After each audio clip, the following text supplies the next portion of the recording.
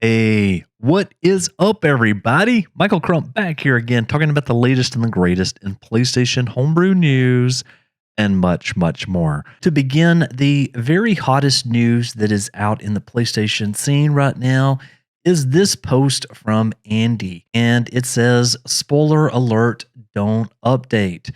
Now, obviously, he's going to be very cryptic here about what does he mean, but he did give a follow-up tweet here, and it said, "Just reported those very cool bugs, so might take a while until disclosure." So obviously the first question that comes to mind was actually asked in the comments, which was which platform, PS4 or PS5? He responded PS6 jokingly, because with these disclosures, he absolutely cannot say anything about what the report was that he submitted to Sony until they clear it. So he has to be absolutely hush hush about this, but we can obviously make some speculations.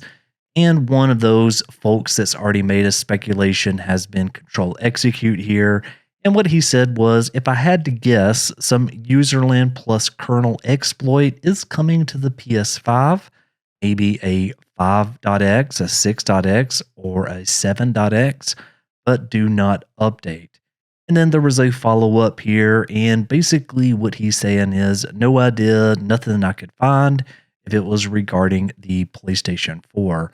Now, obviously, you have to take all of this information right now with a grain of salt, but you could probably go ahead and bookmark this tweet right here and then come back to it in 6 months to a year and be like, oh, that was what he was talking about. Anyway, the golden rule is to never update any of your PlayStation consoles if you care about Homebrew.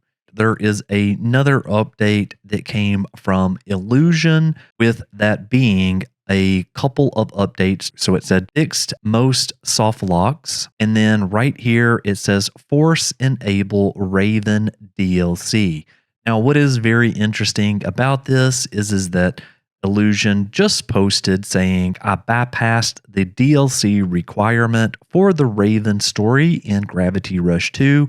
And it says now it's playable for users without the DLC installed on a hacked PS4 and a PlayStation 5. So very cool that Illusion has found a way to unlock that DLC requirement, and it's already added into the latest version. And then there was just another update for the offsets. So if we go back to the project itself and then come back over here to releases, we can see that version 1.99 is the latest version that is currently out. And of course, there are some instructions down in here on how that you can set that up. Again, I have a video on that if you prefer to watch a visual guide. And then here is all of the supported titles. So none of these titles are brand new for the PlayStation 4 or for the PlayStation 5, but another great update by Illusion. So the next PlayStation 4 Homebrew app that I have seen a ton of folks talking about has been this one by GameBotto, and this allows you to access an online game store that has games, game updates, and DLCs directly onto your PlayStation 4, and you can install them with just one click. Now, if you come over to the install now on PS4, then basically you just download this file right here, which is basically just a PKG, and then you would be able to browse through the different games that they already have cataloged on this GameBotto service. Well, yeah, go ahead and check this out if you would like to. You can obviously come in here and you can read a little bit more about the features that it has. Next up, there has been an update to the PS5 BD-JB ELF Loader. So the version that I reviewed last time was version 1.7.0. Now we're up to 1.7.1 plus. And what was added in this version was add partition mount read write. So it says no matter what you do, you will have read write permissions. So don't run unknown else. And basically what that is stating is that if you do use this ELF loader, it will just automatically have these files and folders accessible. So normally you have to usually run a custom command to get mount read write permissions. And with this, it's just going to automatically do it. So system files are contained in these directories. So if you were running a ELF file that you have no clue where it comes from, it could damage those files and obviously the file system. And then kind of in summary, what it says is you can directly load FTP and you will have read-write permissions without entering any custom commands. And there is a mega.nz link for you to go ahead and download that. Next up, there is some brand new icons by Anubis. Anubis has a couple of brand new icons that you can download, and they're available on his channel. Now, Lies of P is a new game that just recently came out, and it is currently available thanks to Cyber 1000. But now you can pair that with something like Icon Mask, change the icons that's currently on your PlayStation 4. So obviously, another really cool thing that Anubis has been working on. And I can't wait to see all the other icons for some of the other newer titles, such as Resident Evil 4, Separate Ways, or the new update for Street Fighter 6. There's all kinds of cool games that's coming out right now for the PlayStation 4. The PlayStation 4 isn't dead at all. Next up, another update from john-tornblom. So I covered this PS5 FTP Payload in the last episode, and what this is this is a payload that creates a simple FTP server that can be executed on a PlayStation 5 that has been jailbroken with BD-JB or the WebKit entry points. What we can see into the commits right here is that there has been an update which says keep running the server after coming back from rest mode.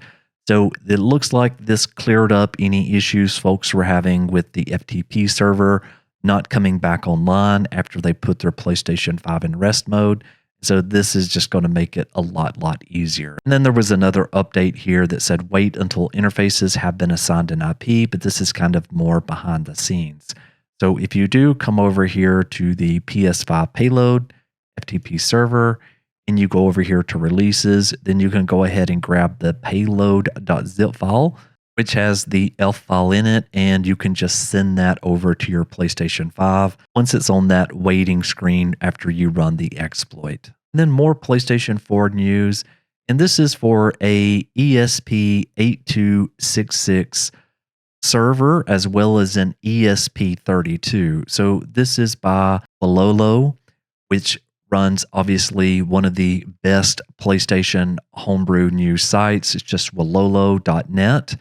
And what it says down here, it says this is a web server plus Wi-Fi repeater plus fake DNS server to host PS4, PS5 exploits on the ESP8266 or the ESP32 based. Now, this isn't anything that's obviously brand new because we've been able to do this for quite some time. But it looks like he's just kind of repackaged this up, made it a little bit easier, and obviously added in support for the PS5. Now, the PS5 exploit can easily run on an ESP8266, mainly because the PlayStation 5 doesn't require the USB exFAT hack that we have on the PlayStation 4. So on the PlayStation 4, to automatically do that USB emulation, you would need one of these ESP32 based devices in order to do it.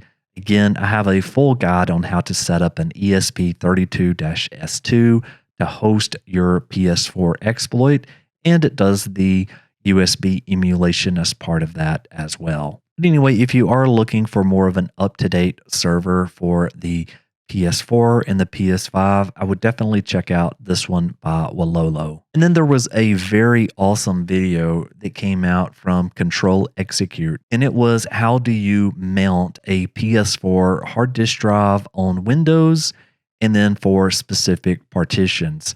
So since you all already have a PlayStation 4, this is basically taking that hard drive back out of the PlayStation 4, plugging it into your computer, and then browsing the contents of what's on those partitions. Obviously, this is a great kind of just learning experience because you could see the file systems, the way everything's kind of organized. And it's really just a good kind of way to learn more about the way the PlayStation 4 works. But there's this nice, almost 16-minute and 38-second video that goes through it in details where really you can start from absolute scratch and you can be successful by the end of it. Highly recommended. This is something that I thought about making a guide for in the past, but I'm glad that Control Execute's already beat me to it. And then I have to mention Resident Evil 4 Separate Ways DLC is out as of today. This is also available to all of us through Cyber 1000. So you can go ahead and check this out now on a PlayStation 4 running 9.00. I'm a huge fan of the Resident Evil 4 universe, or really just the Resident Evil universe. And so I was waiting for this DLC to drop. So thanks for Cyber 1000 for making that available to all of us. And again, go and play it. It's only about 3.5 to 4 hours long. So I would definitely recommend it if you like Resident Evil games. And then I absolutely have to talk about this huge Microsoft leak. And basically, it is that Microsoft has a new diskless Xbox Series X design with this lift-to-wake controller. So what was really found out was that Microsoft documents revealed that they have a plan for this cylinder-shaped, all-digital 2 terabyte Xbox with a new controller. So it's kind of got this cylinder shape.